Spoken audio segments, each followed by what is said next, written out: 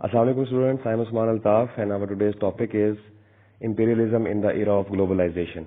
Imperialism क्या है और globalization से इसका क्या ताल्लुक है और किस तरीके से globalization को एक न्यू सॉर्ट ऑफ imperialism समझा जाता है, न्यू काइंड ऑफ imperialism समझा जाता है, ये आज हम डिस्कस करेंगे। सबसे पहले हम imperialism को डिस्कस करते हैं। imperialism से मुराद ये होता है कि जब एक मुल्क किसी दूसरे मुल्क में जाकर के फिजिकली उनकी लैंड को ऑक्यूपाई कर ले, उनके मटेरियल जो रिसोर्सेज होते हैं उनको ऑक्यूपाई कर ले, मैन पावर को ऑक्यूपाई कर ले, तो इसे हम कॉलोनियलिज्म कहते हैं या कॉलोनियलिज्म या इंपीरियलिज्म।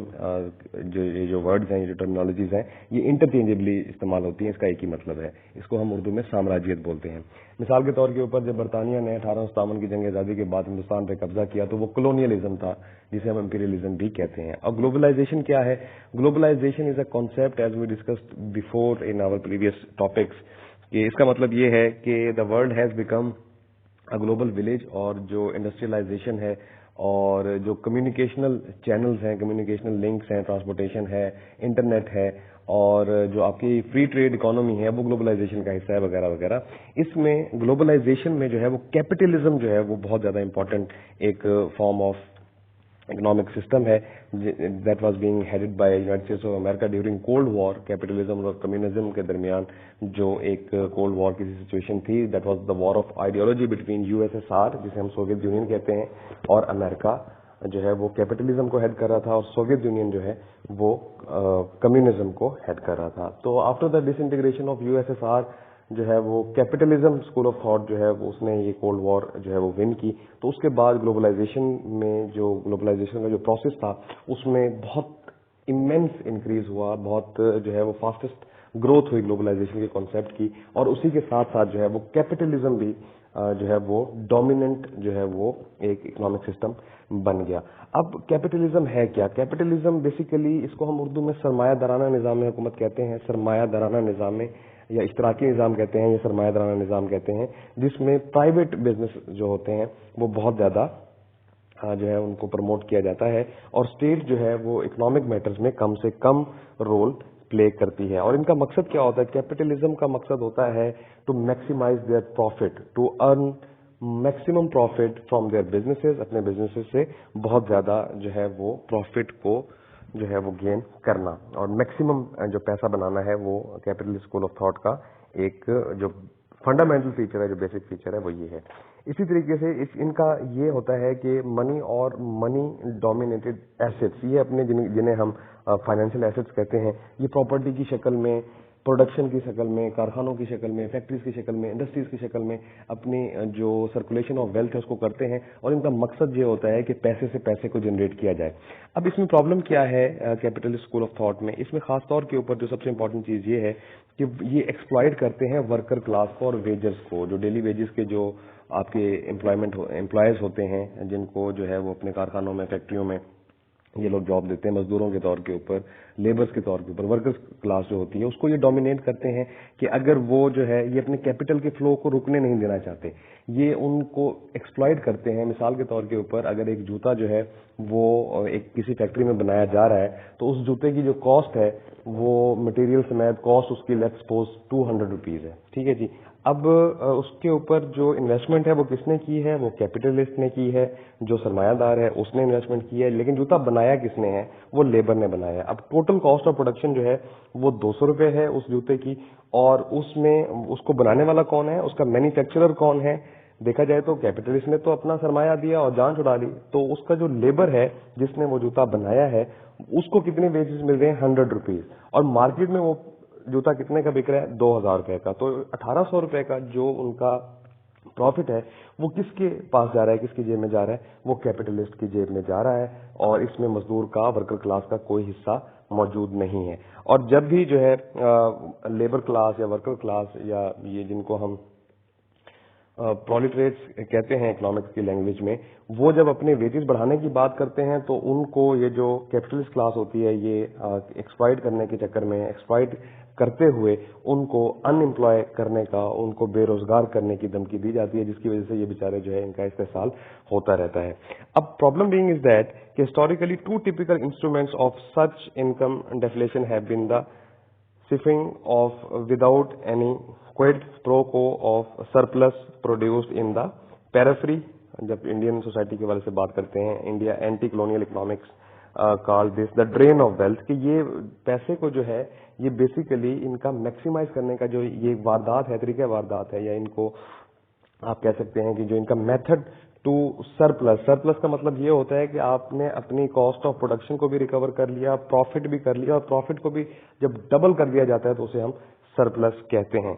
तो इस हवाले से इन चीजों को जब हम बात करते हैं कैपिटलिज्म और ग्लोबलाइजेशन के कॉन्सेप्ट को सामने रखते हुए इंपीरियलिज्म की बात करते हैं, तो इंपीरियलिज्म में क्या होता था कि फिजिकल डोमिनेशन होती थी किसी एक मुल्क की। जिस तरह मैंने आपको ईस्ट इंडिया कंपनी की एग्जांपल दी, जिस तरह मैंने आपको हिंदुस्तान में ईस्ट इंडिया कंपनी की जो फिजिकल कैप्चराइजेशन थी और उनकी रॉ मटेरियल की और वो सारी चीजें जो थी, इस तरह ये थर्ड वर्ल्ड कंट्रीज को अब एक्सप्लॉइट कर रहे हैं, क्योंकि अब यूएनओ के होते हुए, इंटरनेशनल लॉ के होते हुए, it is not possible for any of the country to get invaded over a territory in a physical shape, कि आप किसी भी टेरिटरी के ऊपर, किसी भी मुल्क के ऊपर फिजिकल शेप में जो है वो कब्जा नहीं कर सकते, डोमिनेट उनको नहीं कर सकते। लिहाजा ये जो ग्लोबलाइजेशन के कॉन्सेप्ट के थ्रू जो कैपिटलिज्म या कैपिटलाइजेशन का जो कॉन्सेप्ट है, इसके जरिए जो है वो इस्तेहसाल किया जाता है गरीब मुल्कों का भी और वेजेस का भी। तो इस सेंस में हम कह सकते हैं कि globalization is a new form of imperialism, जिसमें जो थर्ड वर्ल्ड कंट्रीज हैं, जिसमें value of money has also to be read off, which is done by restricting the demand for such commodities outside the core capital sector. अब ये core, पैराफ्री और semi पैराफ्री का आप इस रीडिंग में पढ़ेंगे, उसका क्या मतलब है। कोर का मतलब जो है वो कैपिटल होता है आपके मुल्क का, जिसे हम मेट्रोपॉलिटिस भी कहते हैं, मेट्रोपॉलिटन भी कहा जाता है, कि किसी भी मुल्क के, जिस तरह पाकिस्तान में इस्लामाबाद जो है उसको कोर कंसिडर किया जाता है क्योंकि वो कैपिटल है मुल्क का।